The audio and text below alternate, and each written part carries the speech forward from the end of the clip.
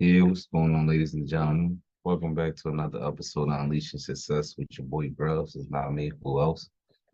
I got another interesting topic to touch on today. Um, I call it,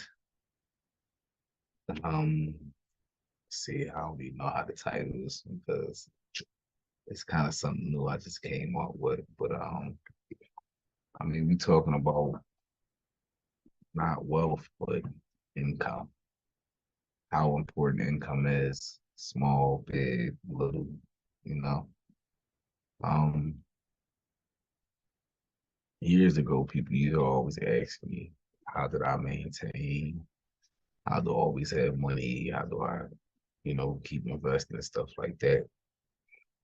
That's because about a little over 10 years ago, I came up with a strategy where I figured, of course, common sense, the more money I make, you know, the more better off I would be. Or in my world, I would say the object was to make more than I could spend.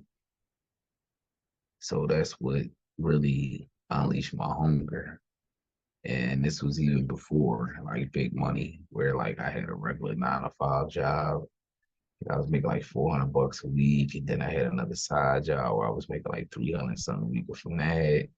Then I had another little side job. I was getting about 300 a week from that. So I'm like, damn, I'm getting paid three different people paying me. So I was like, all right, cool. It's kind of like the internet, different advertisement checks coming in every week. So it kind of got me back acclimated, even though the prices wasn't as high. But the time, that's the part of life where I understood living. I had no children, no responsibility, just, my rent, bills, car shit, I always own my vehicle. So just mainly basic liability insurance, cell phone, the works. And some people out here, don't understand how tedious life is when you grow up because it's like Um, just simple math.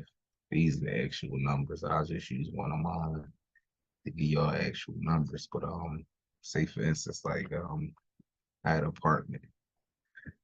I was paying about $550 a month for this place. Um, my electric bill was about, yeah, say $550 for rent, about $120 a month for electric. So it's that 670. I'm always cold, so my gas bill was sky high, probably like one something. Because I also cook a lot too. And if you grow up north, as you know, gas is our standard thing, not really electric. So my gas bill, I would say maybe about 80 bucks. Let's just say 80 bucks for conversation. So we had a 670 plus the 80, it's 720. So I'm sorry, whatever, 720, 730, whatever. So now we just leaving out the house. Oh no, we ain't done yet. I forgot. Your water bill. Your water bill is generally about $30, $40 a month. So let's just round that off and say eight. That's just in house. That's the basic standard you need to live. Bills, rent. Now we go food shopping. I was a single person, no kids, so I would spend maybe about 150 bucks a week on food. So you got 150 bucks a week, 100 to 150. So let's just call it 100. So that's another 400 on top of your eight, which brings you up to 12. Um, Now let's go outside. If you got a car, pay for, you got insurance. Depending on how your driver record is, insurance can be costly up north. If you got a note, you got a note plus a car. So let's just do a small note of 249 plus insurance. By you having a note, it has to be full coverage. So let's just say 250. So about 500 a month for the car. Now we at 17. And we ain't even get to your internet bill, TV apps, gas, cell phone. Um, I hope you don't have no habits, cigarettes, beer, weed. Like each thing is a tally. So if you think about it as a person, you have at least, I'm gonna say 10 to 12 expenses per month. And keep in mind, I'm just saying with no kids. So I would just throw out a number, let's say 2,200. Now it's time to go to work now. You got 2,200 worth of bills and expenses every month. So now you go to work. Generally, jobs are paying a lot more now. We gonna just say average range of $15 an hour. So if you make it $15 an hour and you working 40 hours a week, let's see, so calculator moving kind of slow. $15 an hour times 40 equals 600 times 4 will be 2,400 a month. 24, right? Let's bump it up to something a little more what the world is up to now. So let's go to 17. Let's go to $18. So you got $18 times 40 hours is 720 per week times 4 brings you to 2,880. And keep in mind, this 2,880 is before taxes. So if you say 720 a week, I would just say, let's just do 30%. That's 216. 216 minus 720. That'll be a bring home 504 times 4, 2016. Not enough to live. This is where people need to understand that the economy that we live in today. I was gracious enough to have some old timers that used to sit and talk to me and warn me about this type of stuff. Like, yo, bro, we all better be mindful. It's gonna come a point in time to where you're gonna need some real paper to live. And it's not because you want to go on trips or you want to show off. It's just that the cost of everything is going to go up. And I was used to laugh at them like, man, I don't want to hear that old head. This is the time. I was talking to my homeboy the other day. He just, the year about to end. I'm like, bro, you took a peek at your pay stubs? He's like, yeah. He's like, man, how much you made? He was like, man, not enough. I'm like, just for shits and giggles, bro. Go ahead and pull your pay stub up. Let's see what your year to date is. When he told me his year to date, he got so silent before he told me because he didn't already made 71,000 already and still behind on bills. Um, Behind on this, I ain't gonna say robbing Peter to pay Paul, but living from check to check. And he made good bread as he think. Because a lot of people forget about before taxes. And that 720 will be what makes you go get a car note, a nice place, and y'all not thinking after taxes, that's going to take out about a nice little chunky of your bread. I normally tell people for a person with no kids and no dependents, they're generally going to take close to $100 out of every four. That's just from my experience. I made 400 a week. I bought home like 303, 305, something like that. So if I made 600, that's two. If I made 900, that's three, which brings me back down to six. So you got to keep these numbers in mind when you're doing your calculations and stuff. And the reason why this conversation was like so key to me, where I had to have it, because people forget about the small side. We're not talking about rich. We're not talking about where you're going to be. We talking about where you at. And people forget and get people captured into the future, and they forget about the present, where we live in now. The present is where them niggas calling your phone every month telling you behind on this, and hey, we about to come pick this up, or so on and so forth. So this is the time where people need to worry about. That's why I had to have this conversation, because little stuff like that people look over. Like for instance, um, this is just allegedly. So I told a homeboy, I said, yo, bro, he was like, yo, man, I need money, I need money, I need money, I need money. Now, for my situation, I tell people when they tell me that, and I'll be like, oh, that's what's up. I'll be so nonchalant because I got 4 kids, um, 5 or 6 properties, 2 businesses that I run on a daily. So it's like, oh, you need money. And like I tell people, my life is very minimal. That's because I lived the flashy life in the past. I spent money daily. And then I started back and thought about it, like, what did it get me? So when I started having kids, it was like I focused a lot of my money into my kids because it's something that I can see. I hated being one of them people who didn't sit back and be like, damn, bro, I just spent 30 grand in the last couple, last 2 months, but what the fuck did I get out of it? I can't even go get you nothing out the crib that I spent it on because I spent it on dumb shit. So that's when I started reprogramming my mind and think, one, even when you got it, you ain't got it. Two, your wants have to take a back seat for your for your um for your guarantees because some things you have to do, some things you want to do. The things you have to always be at the top of the list. Your children, your bills, your job. That's always ahead because that's what keeps your life rolling. And then your wants come income tax time, a bonus from work. You're a realtor and you sell a few houses. Like it's times where you get the wants out the way, but people get so stuck at wanting so much and they wants overshadows they have to.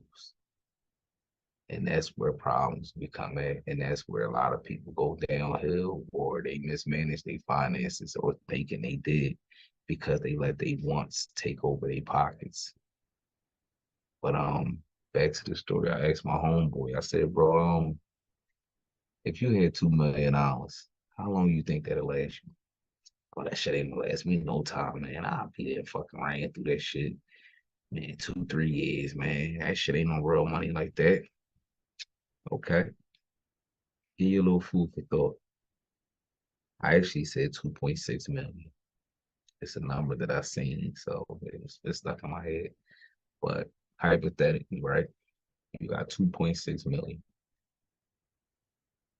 For me, if I achieve that much money, that means everything around me I own. I own my house, I own my cars. Um, if my businesses are in a building, I own a building. Like I own everything, right? I don't have any bills other than taxes and insurance. And I got $2.6 million. Yes, I could retire. And I'm gonna tell you the reason why. Now he told me that would be incredibly stupid. How? If I got $2.6 million and I retire, first and foremost in my world, to retire is not, oh, I'm gonna go cruise around the world on the boat. It's just my day to day stops, and I come behind the scene and work from behind the scene, like duty, more time to spend with my kids, shit like that. But it's never a complete retire. So for me to have the 2.6, how I would tell my mind is, you know what, bro? You own all this shit. You ain't really got no overhead. You pay yourself 80K a year. Get my phone back out. Now you take 80K. It's gonna really surprise y'all too. So let's take 80K divided by 2.6 million. So that will roughly bring you to about 26 divided by 80,000. That will bring you to 32.5. So for you guys who don't, you're a little lost. that 32.5 would be how many years you will be able to survive paying yourself 80K a year. So yes, $2.6 million will last you quite a long time. Yeah, because if you're thinking about it, 80K to give you a more in-depth breakdown. Out of 80K, your taxes, your insurance, your car notes for the year, if your kids is in private school, tuition, things, so on and so forth. By the time all that stuff is paid for, you still won't be at probably 30, 40,000 for the year. So you still got another 40 to 50,000 in your hand. Your whole life is paid for the year. That's your, you can go on a trip. Um, you can hold it for the next year. So the next year you have a little more. Or like I said, you don't have to spend it, but I'm just saying hypothetically, you can hold it to the next year, or you can enjoy yourself. You got 40, $50,000 each year to enjoy yourself for the next 35 years. Now I'm 40 years old. So in 35 years, um, 32 and a half years, I will be 70 some years old. And even at the age of 70 some years old, to still be getting that is pretty cool. Now, that's the $1 million question that my man asked me. What if you live past 70? Oh, you think I'm gonna be broke? No, bro, you gotta pay attention. I still got running businesses. They're still going to continue to generate revenue. That revenue which is going to a trust. I'm living off of this 2.6. So I can build a $1 billion corporation. It don't matter. I'm living off of this. That money is still there. But that money is going into trust for my kids. That's for their future. So even if one of them businesses make 50, $60 million, okay. I mean, eventually it will end up in my hands, but this is just for experiment purposes when people say that they need a lot of money to live. No, you just greedy and you broke and you just want it. But no, you don't need it. I just gave you a way to live for the next 32 and a half years off of $2.6 million. So let me know how you win a lottery for $80 million and be broke. 100 million be broke. I'm just saying.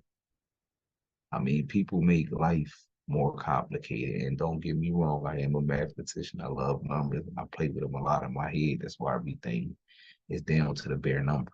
I'm the type dude where I'm memorizing the prices as the stuff I pick up at the store. So when I get to the register, I'm like, oh, this probably about 75. And 8 times out of 10, I'm right. 74, 77. Like I know every number matters. Every number matters. And that was always what my teacher told me as a kid. Every number is important.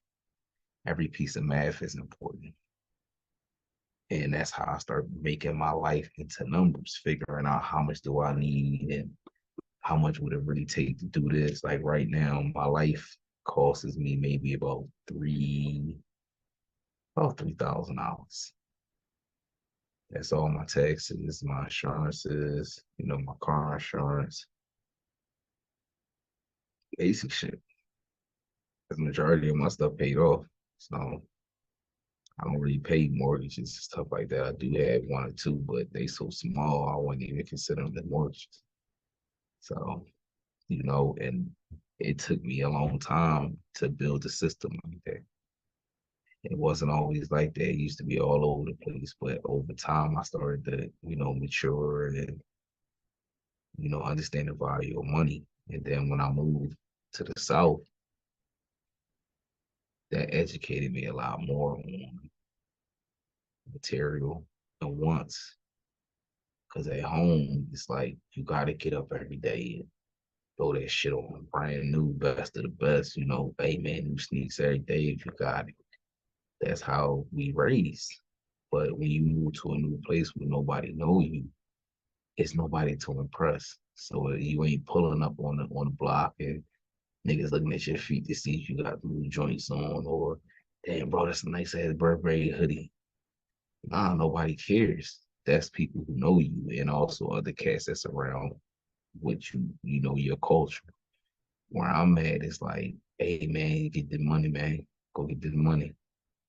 You know, it's how they live how we hustle. You know, buy three Dickie suits. So I'm gonna rock the same three Dickie suits for 3 months until I make me a bag. This is just the everyday living. So when I started to see where the material got taken away and I seen that it wasn't really needed, I'm like, damn, all that money I'm spending on BMW and Mercedes, and I don't even need none of that shit down here. Shit, you niggas still ride around crying with. Shoot, females got better cars than the niggas. So it's like, it's a definitely something that was needed. That's why I always say every step I ever made was always needed. It had a lesson behind it, and the lesson was very valuable because it was always what I say that lesson that carried me on to the next level of where I need to get to. And like right now, I feel that I'm there. Might not look like it, but I'm there. It's just like how you say when you roll in the rock uphill. It's not impossible. One step at a time. Turn around, put your back to it, take a break, get a breather, turn back around, keep pushing, keep pushing. When it gets up there, then everybody gonna see, oh wow, look at that rock on the hill. That's later on. We'll get there. But to me, it's mainly inside of the mindset and it's inside of the creativity. And at this point in time, like I say, I mean, everybody know that creativity is well needed out here. Actual unique creativity. So always keep that in mind when you think about stuff like that. But like I said, take that this little simple lesson I done broke down. And like I say, you can really think about it because other reason I came up with it. Now, our folks, my grandma had a very, very good job. Very, very good job. And this is what kind of put me on that thought pattern of thinking about it. My grandma made anywhere from 325 to $350 a day.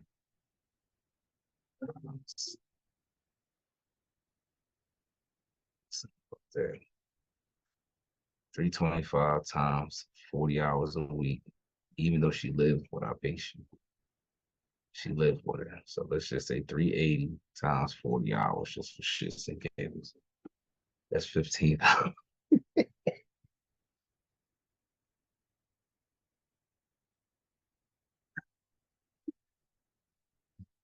No, sir, I put the wrong number, man. 325 times. Let's see. She was a living nurse. So I'm gonna do about 30 days because she never came home. That's about 9,700 a month times four. Yeah, it's 9,700 times four equals 38. And I'm doing that wrong. It's supposed to be 9,700 times 12. It brings out to 116. But see, this is the thing where I know some math in there is wrong because I think the way that she got paid was differently. I know for a fact she was making close to about $300,000 a year. Because I remember she was doing her taxes one time and I was looking at the papers and that shit then had me fall out my chair. And I'm like, hold up, how long she been paying you this? Oh, that's my normal rate. And oh, I don't get paid no less than this and this and that because she was one of them nurses that like lived with the patient. So the patient wanted to go to Aruba for 2 months in the summer. She had to go too. Wherever this lady went, she went. So I don't know what was her hours, but I know for a fact that shit said like 300 or something. So to make a long story short, it kind of made me look crazy because it's like, hold up, bro. My grandma been working for this lady for the last 17 years. And she been paying her like this. So you saying every 3 years she making it out. She worked for 15. So it was like, oh, okay, okay, okay. I'm like, oh, now I see why it was never a no. Now I see why the bread was all not for me. I ain't got to do with that. But now I see why, life was how it was throughout the years because she really was getting me. And that was at a job. And I ain't gonna lie, when a lady passed away, life did change. She had bread, but it wasn't that same bread like that. She continued doing the same life from back then, and that's what put her in financial trouble later on down the line because she didn't realize she didn't have that crazy income and she was still living like it was. But people will, that's definitely a hurt piece. Cause you tell me, damn, I'd have made millions of dollars. And you ask me what I got right now, I got to tell you get with me on the first. That's a hurt piece. But us as brown brothers, this is what we choose to do. I mean, that's the generation before and before. But as you see, a lot of us are getting more financially stable. We're getting more into making our kids money at a young age, giving them the gene, the game on what to do as far as making bread and shit like that. I mean, our folks didn't do that, neither did their folks. They didn't educate them. I tell people all the time, you know how I learned about the credit system? Doing some dumb shit with somebody fucking my credit up. That's how I learned. A lot of the things like bank accounts, you know how I got a bank account? Because the dude, the manager at my job told me I should have one. See what I'm saying? Like we came up in an era where, like I said, I don't know about all, but a lot of folks wasn't educating their kids on the values of money, bank accounts, saving your money, managing your money, keeping a job. Like they never really touched on a lot. And I mean, coming up as a kid in a house where they telling you as a teenager, like, listen, bro, we ain't rich, all that college shit. I don't know. I mean, unless you get a scholarship or something, then you can go. So that was pretty much it as in stone. If I wasn't one of the smart niggas who played the sport to get a scholarship, I wasn't going to college.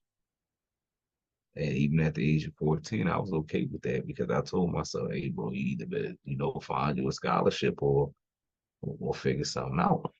But little did I know, a few short years later, I would tell myself I felt like I knew enough to survive the rest of my life.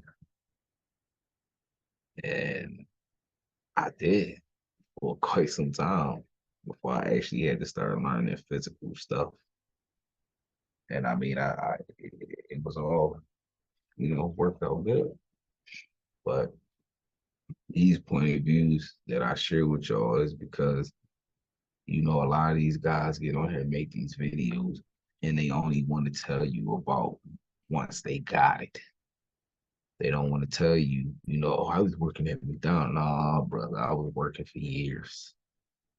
Years, 300 a week, 350, 550 every 2 weeks. No, the life was not grand. And then some guy came and put his hand on my shoulder and showed me the trick. Nah, bro, I got that shit out of the mud.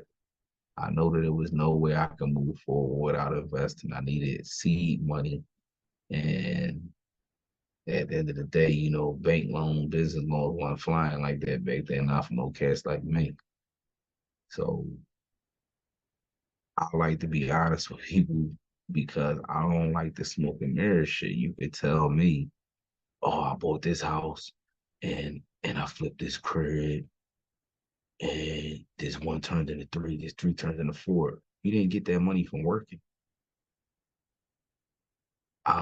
Depending on how far along you are from your retirement, I mean, you can tell your story legally, and I tell people all the time, I mean, I'm way, way off retirement. So to me, it's like if you it's nothing wrong. And you can quote me on this. I don't care. It's nothing wrong with finding the edge. It's staying on the edge. If you got a brother that can take about 5 grand, turn it into 20. Why is it wrong to let it? I mean, same thing that all the rest of these races and cultures do to for each other. It's just they do it and it stays behind closed doors. Um, you take that 20, now you buy a house. Now you fix it. But at least you know where it started at. I mean, you could also do it the old fashioned way, save up a couple of income taxes and do the same thing. But you talk about, ooh, you're gonna be living rough. Um, You might have a buddy that says, "Hey man, I gamble a lot. Let me get some money. I can flip it for you." Same thing. It's nothing wrong with having an edge. You are, and hear me loud and clear, you are fucking stupid if you think that these people out here did not have an edge. If you didn't think that these niggas wasn't moving work before they decided to say, okay, I want to flip houses, or I want to open a car lot, or I want to open a business. That money came out the mud. And no, it's nothing wrong with it. Because at the end of the day, for the people out there that judge and be like, oh man, that's dirty money, that's this, that's that. All those people can walk in the bank and mess around and walk out with a loan to start a legitimate business that's going to give back to the community, put more black people in power to have a running business in their own area. So for that reason, we're not getting that money. I have tried over and over and over and over again. It doesn't work, at least not for me. They do give it to some, so I'm not gonna say it's not impossible, but for me, no. That's why I always tell people, and I'm gonna share this to make so y'all know that it's not just show. I get to a point where I feel like the game is rigged.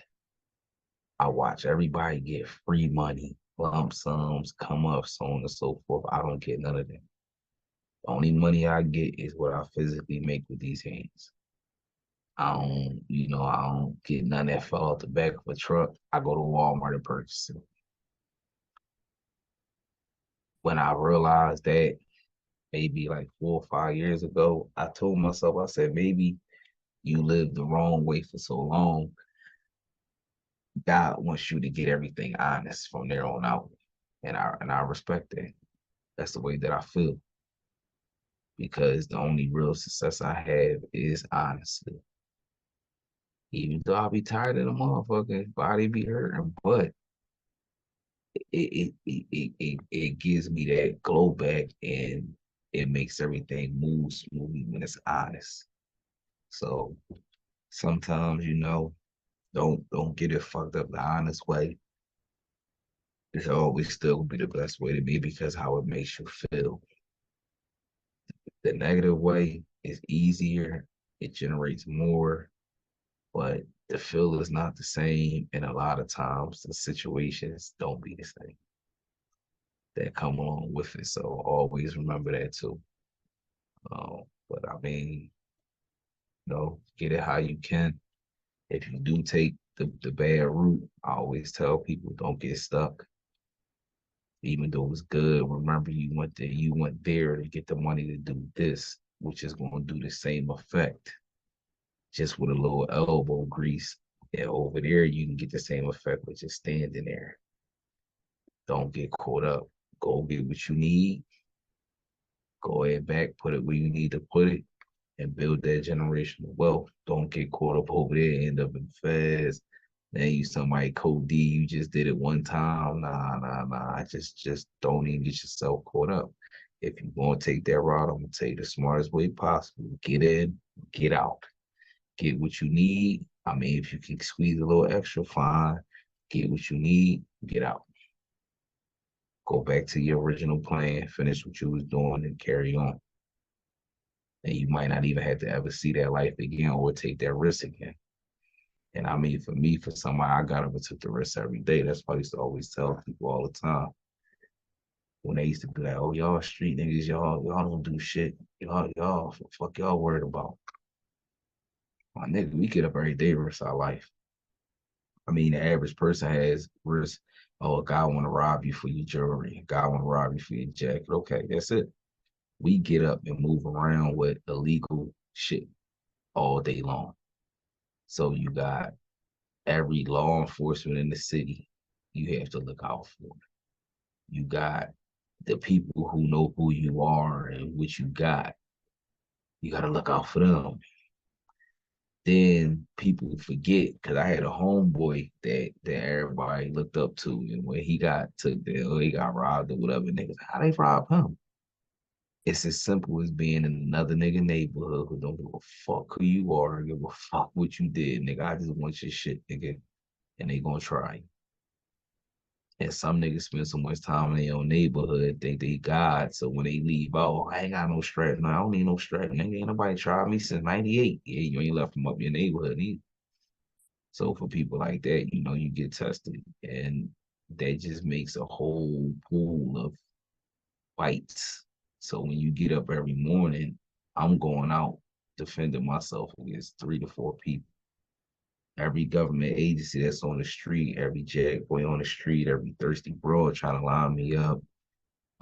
It's a lot of elements when you live that life. And that's why I tell people, even though you make a lot of money, it is stressful. Running around every time you see a cop, your stomach clenched, butt cheeks all tight. Oh, I'm about to shit on myself, man. Then, hey, bitch.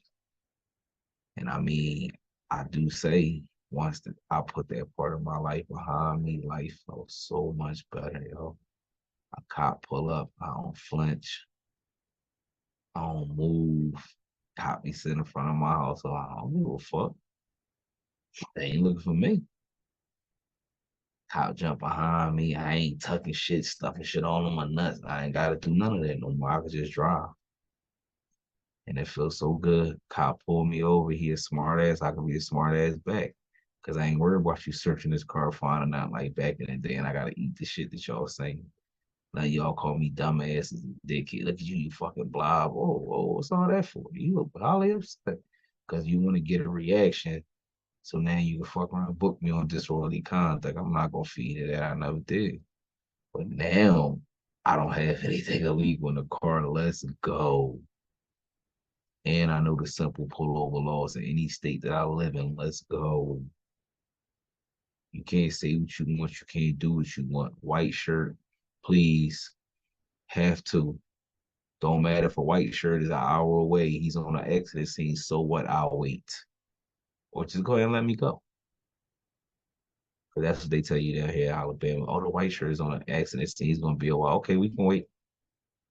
You started this. I just ain't what I wanted to do. You did. So we can wait.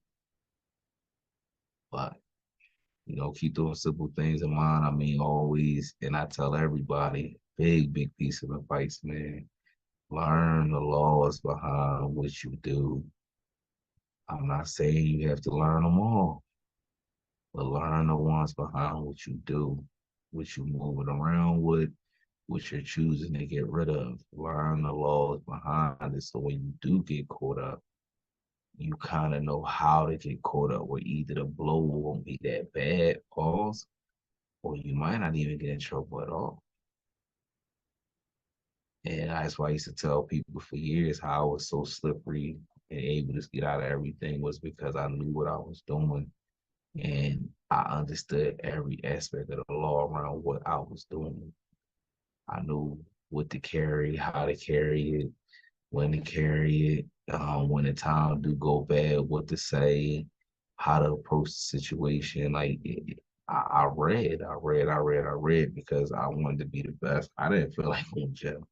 Like I tell people, I'm not scared to go to jail. It's something I don't feel like. Who want to just lay around a bunch of dicks all day? Balls. Somebody telling you what to do, wearing these baggy ass fucking jumpsuits. Nigga, I like to be dressed. I like my sneaks and shit. So it's like, that jail one never for me. So I made sure I educated myself on everything that I did that could have sent me there to make sure I didn't end up there. Also, without telling anybody, paperwork straight. So, you know, I got booked. Most likely I got left on cases. Still remember them Jones on one. City of Philadelphia put cases on me, manufactured cases. I still beat them Jones on one. You know, but hope this show helps y'all. I mean, it's just wanted to give y'all a little something different. Everything can always be business, business, business. Plus, I feel that if y'all gonna sit here and watch my videos, y'all should know me. Y'all should actually know, who I am. I'm just like y'all. I'm not some internet dork. And no, I'll see you and punch you if you got a problem. I call the cops, personal charges, press something or in my fucking hands against your face. Like, I'm just like you. It's just that I was gracious enough to learn some things to advance me, and I refuse to be one of those people that did not come back and share the information or the inspirational story to help people. Cats thinking it's done, it's over. I ain't nothing I can do. No, it ain't never over. I done died and came back to life. I done lost track. It ain't never over unless you just quit.